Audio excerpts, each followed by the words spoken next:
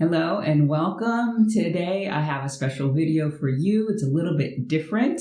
The beginning of this year, I did a video where I shared my intentions for 2023. And one of those intentions was for me to complete a draft of my third book by the end of this year. Now, it's not yet done. I still have a little time to eke it out, but I've made a lot of progress and I wanted to share a chapter of the book with you today. So that is today's video.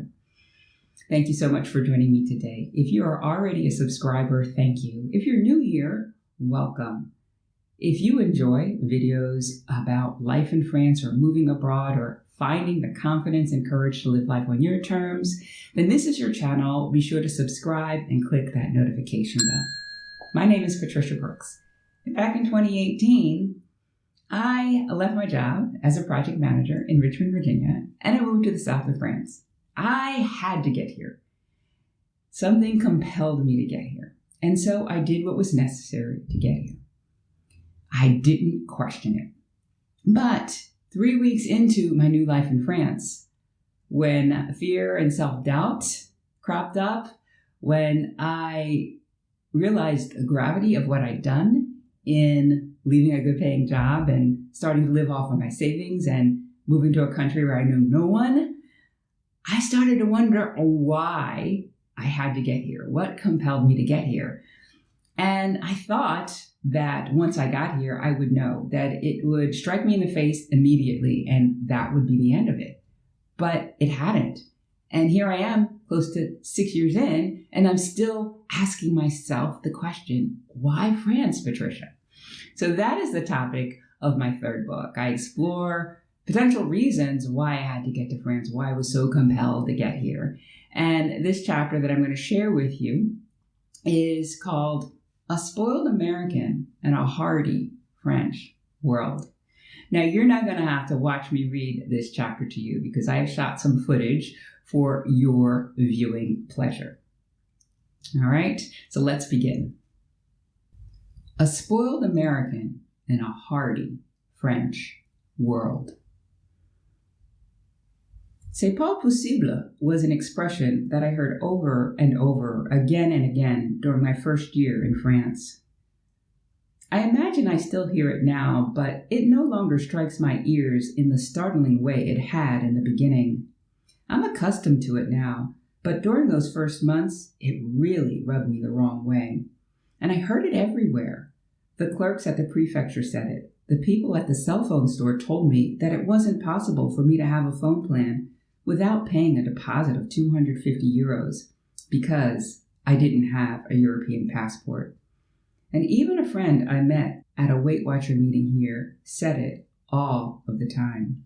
In the beginning, I challenged her when she'd say it because as a life coach and someone who had done what I thought was impossible, moving to France, I wanted to set her straight. I gave up on that endeavor, however. It was too deeply ingrained in her. As a life coach, evolving in consciousness and building a belief in myself and in unseen possibilities, I was walking the walk, but somehow I found myself in a country where impossibility was the order of the day. Why would I pick a place where such a commonplace expression, with the capacity to lace subconscious minds with such a dream-killing refrain, was bandied about? Why wouldn't I go to a place that had a more hopeful go-to expression? I've since read the book, The Bonjour Effect, and now understand a bit more about French culture and the idea that no doesn't always mean no. And c'est pas possible is just another way of saying no. You have to try again and again to get a potential yes. It's the way things are done here, generally speaking. One key core value I adopted after reading the book Life Was Never Meant to Be a Struggle was simplicity. C'est pas possible flies in the face of this value. So, why France, Patricia? This is just one reason my living in France doesn't make sense to me. Fewer conveniences and comforts are another. In the beginning, no one knew me here, and this anonymity was refreshing. I felt a sense of freedom that I hadn't felt in the U.S., but toward the end of my first year and into my second, this incognito feeling gave way as I made acquaintances, some of whom became friends. This was a good thing. It made me know that I was on the right track, that over time people warmed up to me and I to them. It meant that I could have a social life when I wanted one. My longevity here not only revoked my low-key status, it also diminished the novelty of living in France, and life here started to feel normal. Many things I'd once seen or heard for the first time no longer made my eyes light up, my ears delight, or my taste buds say, wow, the way they once had.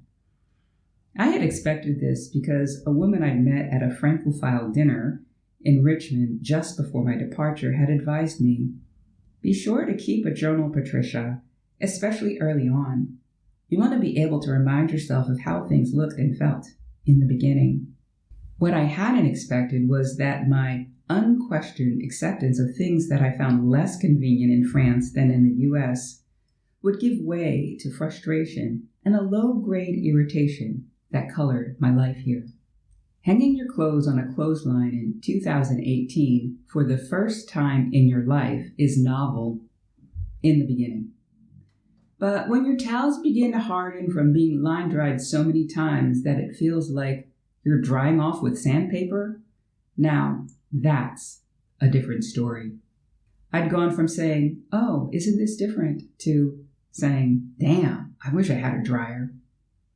I felt similarly about the lack of screens on windows, shorter store hours, and no central heating and air conditioning in my apartment to easily regulate not only the temperature, but the air quality and humidity as well. I'd never once in the US thought about my HVAC unit fondly, but here I was in France longing for it, especially on cold winter mornings when I have to open my windows wide to avoid condensation from building up inside. Yes, life in a foreign country is fun and fresh, but it's also frustrating at times. The longer I lived in France, the more I realized that these inconveniences I'd accepted as just a part of the newness of things would be my life if I chose to stay long term. And the fact that for half a century I'd lived another way, one which to me seemed easier, made living this retrospective life, evoking the days of old, feel unnecessary to this spoiled American. I am my mother's daughter and definitely not my father's, at least not when it comes to conveniences. Daddy was raised in a family of 6 brothers and sisters and a strict mother. His father had died from TB when he was just a boy. Consequently, he was hardened, sucking up difficult things without complaint. And he wanted his children to be this way too. But my mom, she was a different story. She was raised along with her older sister by a mother and father who spoiled her. She arrived into this world in 1936 after a series of miscarriages that my grandma had suffered. As a result, my mom's parents were so grateful that she had lived that they gave her all they could on their means, often sacrificing for her. Therefore, my mom believed in having nice things and being comfortable. She didn't believe in being stoic, even if you had the capacity to be that way, which, of course, she did, having been raised in an era where blacks had to endure so much injustice that this was a necessary skill. But if you didn't have to endure difficult or uncomfortable things, if there was an alternative that would lighten the load or make things easier, she opted to take that option. She believed that if a modern convenience existed that made life simpler, people deserved to and should use it. This apple didn't fall far from the tree in this respect. I love my comforts and conveniences. This is why, about 3 years into my life in France, my desire to know why I chose France as a new home became even more intense for me. Why am I living where the idea of comforts and conveniences is not widespread and things feel decidedly inconvenient to me? How am I calling France home and wanting to continue to? It just didn't make sense, and I found myself wondering, why France, Patricia? Yes, I am my mother's daughter, and I find it hard to believe that she would have chosen to live in France. Despite this, there is a part of me that knows she is well pleased with my decision and my undertaking. I know that she is proud of me because I am fluent in a language that she longed to speak. It is her legacy in me, one she planted and tended to when she lovingly spoke those French words to me, suggested I take French in high school, and exposed me to the French language on our trip to Canada that summer. It's a gift she gave me years ago, not knowing the impact it would have on me over time. Now, my stoic father didn't believe in coddling me or my brother. I remember one summer day we went to Dutch Wonderland, an amusement park in Lancaster, Pennsylvania. They had a slide ride where you'd sit on a piece of burlap and then slide down the plastic wavy lanes that made up the ride. I was about 7 or 8 at the time. I climbed up the steps along the slide's lanes with my brother, who was 11 or 12 then. I got situated on my piece of burlap at the top of the ride and mustered my courage as the ride attendant gave me a gentle push on the back, setting me in motion. The slide was high, and I went whizzing down it so fast that it scared me. Wanting to slow myself down, I used my right calf as a brake, bracing it against the yellow side of my lane.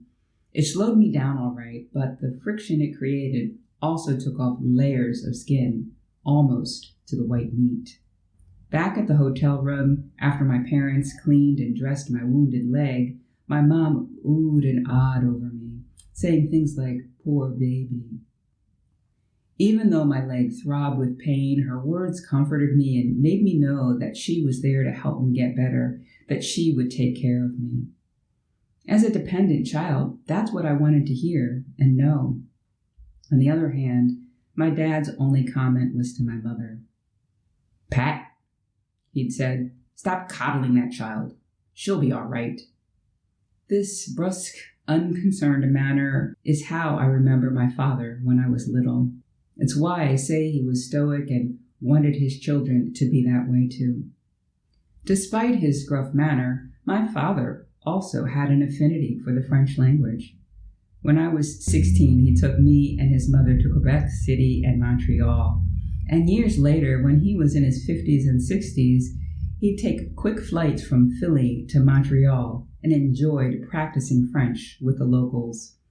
French classes at the Community College of Philadelphia were a staple for my dad once he retired from his role as an inner-city high school vice principal. And on Sundays, when I'd spend the day with him, he'd point out the French words and phrases he recognized as we listened to French radio programs in the car on the way to the movies, lunch, or an event at the park. But his fascination with the French language went beyond the language itself. He actually visited France a couple of times. Once he stayed in a small village in the Loire Valley, away from the bigger cities, so he'd have a better chance of improving his French. I can only imagine what the locals thought of him attempting to hold a conversation in his broken French with his nasally Philadelphia accent in tow. My life here in France is not an accident. I come by this affection for the language and France genetically, and I can often feel the presence of my father, whose demeanor softened later in life, with me here in France, applauding my wins and encouraging me when I've had a setbacks that I handle with a perseverance, resilience, and fortitude I credit my father with. This family connection with France and the language is also a part of the reason I had to get to France. But it seems incomplete, and with the inconveniences and differences in culture I am choosing to embrace, I feel there has to be more to the story.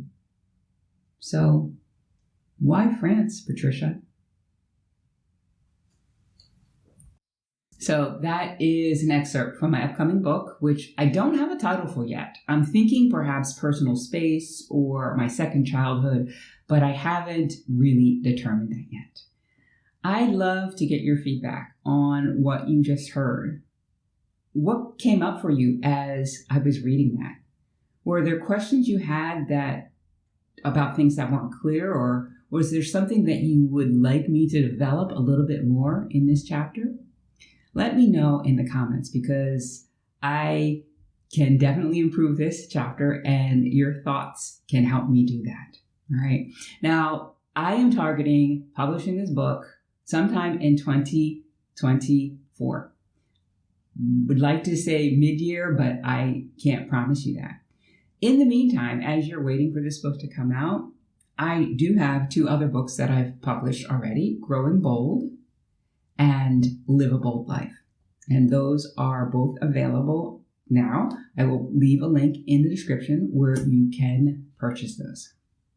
Now, if the part of my story where I talk about the fear and the self-doubt coming up 3 weeks into my life and thinking that perhaps I made a mistake resonated with you, speaks to you, makes you think about your possible move abroad and how you will respond once you get here, if the idea that moving abroad feels impossible to you, as it did for me in the beginning, then I'd love to have a conversation with you to see where you are with the idea or your plans to move abroad, and whether or not our working together could help you get there more easily, with less fear, with less self-doubt, with more confidence, and with more courage.